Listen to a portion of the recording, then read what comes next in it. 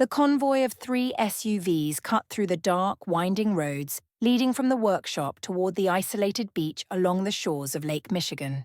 The only sounds were the hum of the engines, the occasional crackle of the radio, and the quiet tension lingering between those inside the vehicles. Gunnar drove the lead SUV, his grip firm on the wheel, his face unreadable. Rose sat beside him, arms crossed, staring out the window. Jewel sat in the back, going through her medkit. Rose hadn't spoken much since her confrontation with Lyra earlier that evening, but the weight in her posture said enough. In the second SUV, Eli tapped a sequence into her tablet, double-checking the portal calibration, ensuring everything would go smoothly once they arrived. Darren, behind the wheel, whistled softly to himself, occasionally glancing at Eli's screen with mild curiosity. Lieutenant Arundel sat in the back, quietly meditating. "You sure this thing isn't going to send them into the middle of the ocean?" Darren finally asked. Eli didn't even look up. "No, but if it does, at least they'll have a fun swim." Darren smirked. "You say that like Ashley wouldn't just ride Beta across the waves like a warhorse." Eli snorted but didn't take the bait. The third SUV carried the infiltration team: Shade, Katrina, Lyra, Ashley, Beta, and Bianca. No one spoke much. Shade sat in the passenger seat, idly sharpening his blade, his mind already on the mission ahead. Katrina adjusted the straps on her gear, occasionally glancing at Lyra, who sat toward the back, looking far too relaxed. Ashley, perched near the window, fed Beta a small strip of dried meat, keeping the wolf calm before deployment. Beta, always attuned to tension, let out a low huff, eyes flicking between the team. Jewel tightened the straps on her medical bag, her usual smirk replaced by a focused expression. Bianca beside her was oddly quiet. She wasn't a soldier, but she was still part of the pack, and she intended to make herself useful. As they neared the drop-off point, Gunnar spoke into the radio. "We're 3 minutes out. Final checks." One by one, voices confirmed readiness. "Shade, good. Katrina, good. Ashley, locked and loaded. Beta's ready. Lieutenant Arundel, set. Jewel, prepped. Bianca, good." Lyra leaned forward, voice full of amusement. "Oh, you know me. Always ready for trouble." Rose rolled her eyes but didn't comment. The SUVs rolled to a stop at the edge of the tree line, headlights clicking off as the team stepped out onto the sand. The lake stretched endlessly before them, dark waves rolling beneath the full moon. Eli wasted no time. She strode toward the open clearing, tapping into her tablet and adjusting the portal stabilizers she'd set up earlier. Small enchanted beacons pulsed around the perimeter, their glow barely visible against the night. "Portal will be active in 3 minutes," she called out. "Everyone get in position." Gunnar crossed his arms, watching as the team made their final adjustments. Shade and Katrina did their usual silent exchange. A flicker of a glance, an unspoken understanding. Lyra, meanwhile, checked the straps on her twin blades, rolling her shoulders like a predator limbering up for the hunt.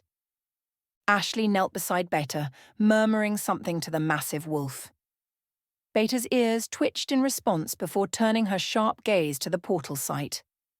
Lieutenant Arundel, a quiet but formidable presence, adjusted the weight of his longbow, his quiver full of specialized arrows enchanted by the elves of Alfheim. He glanced toward Bianca and Jewel, giving them a subtle nod of reassurance. Rose stood a few paces away, her stance rigid, eyes fixed on Lyra. Lyra felt the weight of that stare but didn't immediately acknowledge it. Instead, she let the silence stretch, let the anticipation simmer. Then, without warning, Rose stepped forward. All conversation stopped. The team wasn't deaf. They had all noticed the storm brewing between these two women. But now, as Rose closed the distance, no one spoke. Lyra turned to meet her, arms loose, face unreadable. For a long second, nothing happened. Then, Rose broke the silence. "I have one question." Lyra arched a brow, feigning amusement, but there was something tight in her jaw. "Oh? Do I get to phone a friend?" Rose didn't bite. She took another step. "Did you ever love me?" Lyra's smirk faltered. It was slight, so quick that most wouldn't have caught it, but Rose did. The silence between them stretched. Then Lyra sighed, rolling her shoulders. I did. Rose exhaled sharply, but she wasn't done. Then why? Lyra's expression didn't change, but her voice lost its usual edge. Because it was you or my family. Rose's breath caught. For the first time, she really looked at Lyra. Looked past the smirks, past the arrogance, past the blade-sharp confidence. There was something there. Something broken. And for the first time, Rose believed her. She didn't forgive her, but she believed her. Lyra, sensing that shift, let out a slow exhale and turned toward the portal. I'll see you around, Red. The moment the portal stabilized, the team moved like clockwork. Shade, Katrina, and Lyra vanished into the ruins without a word, their forms swallowed by the night. The shadows themselves seemed to bend around them, making their footfalls silent as ghosts. Ashley and Beta took the high ground, Ashley settling behind her rifle while Beta's nose tested the wind, ears flicking at every sound. Bianca launched her drone, its wings cutting silently through the air. The screen flickered to life as she locked onto heat signatures scattered throughout the landscape. Jewel knelt beside the portable relay, fingers working to adjust through the magical interference that saturated Eldermire's ruins. Her voice crackled through the static. Workshop, this is Echo 2-1, comms are unstable but we're in. Recon team has moved out. Support team establishing post. Lieutenant Erendil's voice rose in steady Elvish, tracing glowing sigils to reinforce the portal's stability. His expression darkened. This place is still fractured, he muttered. Too much residual interference. Something is still wrong here. Bianca adjusted her headset. Shade. Movement on your end. 1,500 meters out. Patrol. But they're not heading your way. Shade's voice filtered through. Understood. Keep tracking them. We're moving deeper, Katrina added. No sign of Ravina yet, but this place feels wrong. Lyra scoffed quietly. Wrong is an understatement. Ashley shifted position, her breath steady as she scanned through her scope. Too damn quiet, she whispered. Beta's stance went rigid beside her, nose twitching toward the distant ruins. Then a low pulsing hum vibrated through the air. Distant, unnatural, the sound of energy discharges. Then a crack, sharp, electric, then another crack, crack, crack. Jewel's fingers froze over the relay. Ashley tensed. Bianca's hands hovered over the drone's controls as the camera feed caught flashes of movement. The image sharpened. The creature was massive, shifting between corporeal and ethereal. Its form flickered, half solid, half shadow, its limbs too long, its movements unnaturally erratic. Draven's soldiers were firing their weapons, but they weren't using standard projectiles. Energy weapons. Pulses of vibrant blue and crimson light erupted from their rifles, colliding with the creature's shifting form. Each blast forced it back, its body momentarily destabilizing, then reforming, angrier. Bianca's breath caught. Ashley muttered a curse. That thing is feeding off something. Magic, probably, Jewel whispered, her eyes fixed on the creature. Lieutenant Erendil's eyes flickered with recognition. It shouldn't be here. This is something old. Bianca switched channels. Shade, Katrina, change of plans. You're not the only ones sneaking around. Silence for a beat. Then, Shade's voice lower than before. We heard it. Draven's men are occupied, Katrina replied, calm but edged with tension. That's our window. Either we use the chaos or waste time deciding, Lyra added. We press forward, Shade decided. Moving now, Katrina confirmed. The three infiltrators vanished deeper into the ruins, moving toward the fortress while the battle between Draven's men and the unknown entity raged in the distance. Shade led the way, his body melding with the darkness. Katrina followed, her movements silent, precise, an assassin in her element. Lyra brought up the rear, her twin blades gleaming faintly under the sliver of moonlight. Every movement was calculated, every breath measured. Draven's patrols were everywhere, but they were ghosts in the night. Lyra signaled for them to halt, crouching behind a shattered archway. Two-man patrol west side, another near the outcrop. Shade knelt beside her, studying the guards' movement patterns. His eyes narrowed at their weapons, bulky, strange, not quite steel. "They're carrying something different," he murmured. Katrina adjusted her position. Weapons.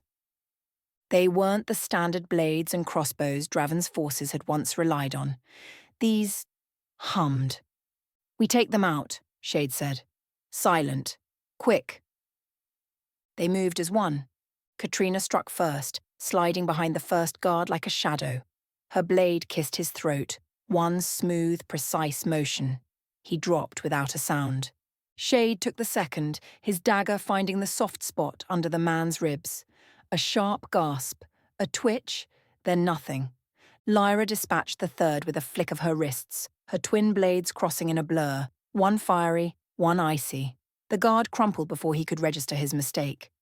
Shade crouched, retrieving one of the fallen soldier's rifles. His frown deepened as he examined it. The weapon wasn't steel. It was something else entirely. A strange metallic alloy ran along its barrel, pulsing faintly with an eerie blue light. The air around it crackled with energy, as if the rifle itself was barely stable.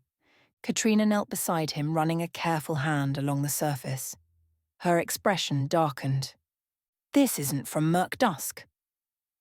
Lyra examined the intricate carvings along the rifle's side. She traced the faint engravings, runes crude but effective. "That's not something they should have," she muttered. Shade turned the weapon in his hands, weighing it. It felt wrong. Heavy, yet not. Cold, yet humming with power. "It's crude," Katrina observed, fingers brushing the trigger mechanism. "Like a prototype." Shade exhaled sharply, the pieces starting to fall into place. Draven was always power-hungry, always looking for an edge, but this was beyond anything he should have been able to create. Magic-infused weaponry. Shade looked at Lyra. Her eyes were already on him. "Where the hell is Draven getting this tech?" he murmured. Lyra's smirk was gone, replaced by something far more unsettling.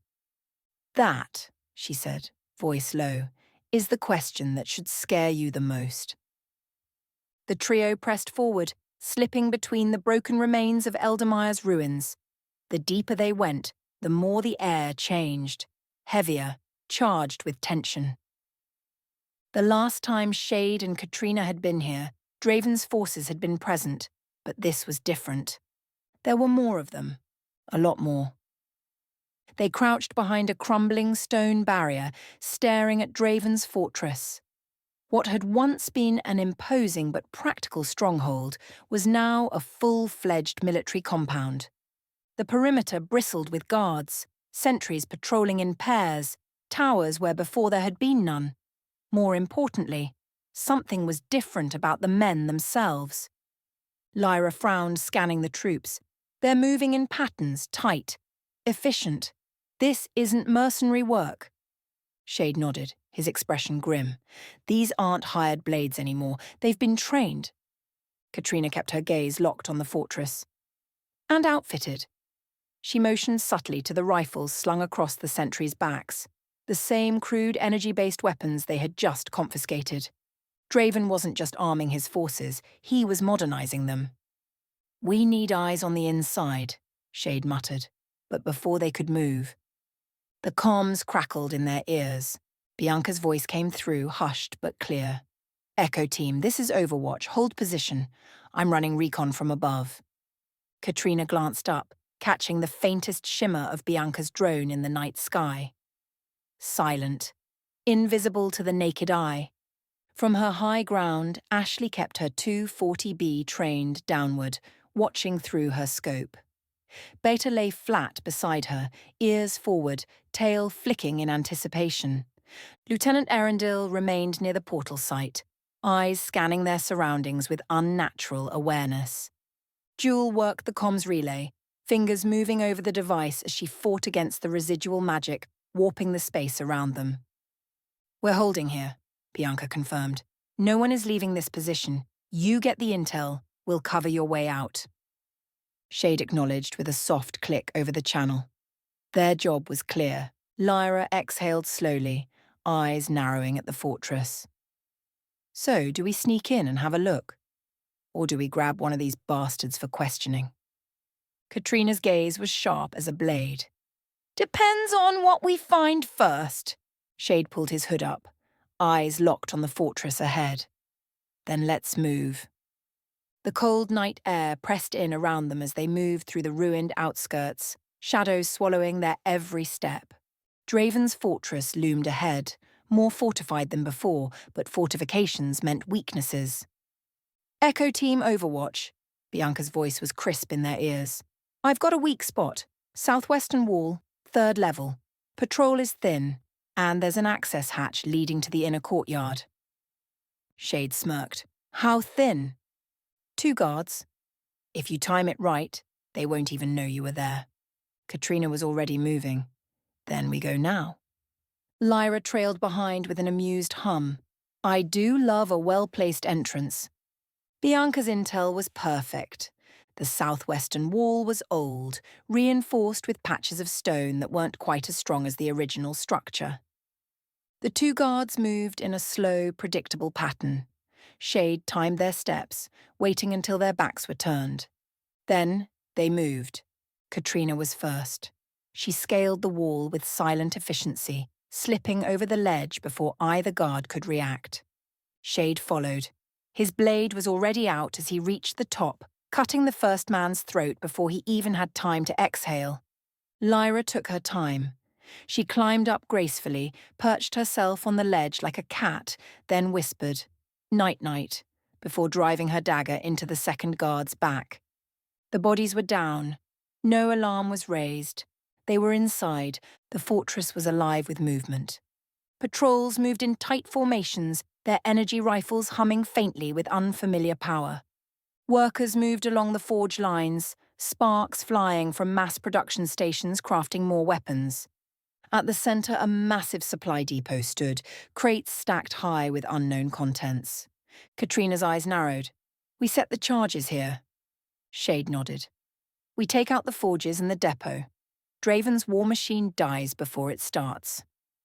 Lyra smirked, already reaching into her pack. "Then let's get planting." The fortress walls loomed like sentinels of a mechanical hell, iron-reinforced gates standing against the bitter night. The air burned with the stench of hot metal and something worse, an acrid chemical tang that made their eyes water. The relentless clang of hammer on steel echoed through the massive training grounds, where Draven's war machine ground on like a hungry beast. They moved like wraiths through this industrial nightmare. Shade, Katrina, and Lyra wove between patrols, their hearts pounding with every near miss. One wrong step, one misplaced shadow, and it would all go to hell. They'd reached their targets. 5 explosives armed. 1 left. Katrina crouched against a pillar of blackened stone, sweat trickling down her neck as she pressed the last charge against a critical support beam. Above her, crates of weapons and prototype rifles stretched toward the ceiling, enough firepower to wage a war. When this went up, it would be spectacular. Her fingers trembled slightly as she activated the stealth enchantment Eli had built into the devices. The sigils pulsed once, then the charge vanished from sight, becoming one with the structure. The timer blinked red. 10 minutes. She let out a breath she hadn't realized she'd been holding. Done. Then, a piercing wail shattered the night. The alarm ripped through the fortress like a banshee's shriek, bouncing off stone walls, reverberating through their bones. "Shit!" Lyra slammed back against the pillar, hands flying to her blades, her usual smirk replaced by something feral. Shade had already turned, his entire body coiled like a spring. Through the archway to their left, torches blazed to life in sequence, golden light flooding the lower courtyards. The sound of boots on stone thundered through the corridors. They weren't running toward them, they were rushing to the breach point. "Bianca, what the hell just happened?" Katrina hissed into her comm, her heart hammering against her ribs. Static crackled, then Bianca's voice sharp with tension. I don't know. Patrol found something, maybe the bodies, maybe a tripwire we missed. But they know someone's here. Shade's jaw clenched hard enough to crack teeth. Our exit is cut off. Lyra exhaled sharply, a sound like a trapped animal. Well, that's inconvenient. Katrina checked her timer. 9 minutes left. They had to move. Now. Above them, a guard's shout cut through the chaos. Movement! North corridor! More torches! Bianca's voice crackled through their comms, tight with urgency. Second patrol incoming from the barracks. Damn it, they're locking this place down. From their position, Shade, Katrina and Lyra watched as something far worse than regular guards emerged. A line of soldiers in matte black armor stepped into the torchlight. They moved with mechanical precision, their boots striking stone in perfect unison. The weapons they carried hummed with barely contained power, cylindrical cores pulsing with crackling blue energy that made the air itself shiver. These weren't Draven's usual thugs. This was something else entirely. Shade's stomach turned to ice. That's not good. Lyra pressed herself harder against the crates, her usual bravado gone. Those weapons, that's not something they should have. That's not something anyone should have. Katrina's fingers whitened around her katana's hilt. They weren't using these before. Where the hell is Draven getting this tech? Shade's voice carried an edge of real fear. Lyra's smirk had vanished completely. Her expression darkened to something that made even Katrina pause. The fact that Lyra didn't know was the worst answer of all. We need a way out. Now. Katrina growled through gritted teeth, shadows writhing around her fingers like living things. I'm working on it, Bianca snapped, her fingers flying across controls as the drone banked sharply, searching desperately for an escape route. The timer on Katrina's wrist blinked mercilessly. 8 minutes. Then, movement in the deeper shadows. Bianca's drone caught something. A door. Small. Hidden. Unmarked. The drone's sensors pulsed with urgency. I've got something. Bianca's voice was barely above a whisper. Auxiliary tunnel. South wall. No guards posted. Yet. Shade's voice turned to steel. We move. Now. 7 minutes until the charges blew. The fortress was sealing itself like a tomb. They needed an exit before they became part of the rubble. The fortress walls groaned with the sound of ancient mechanisms awakening. Metal gates slammed down in sequence, each thunderous impact marking another escape route lost. The auxiliary tunnel was their last hope.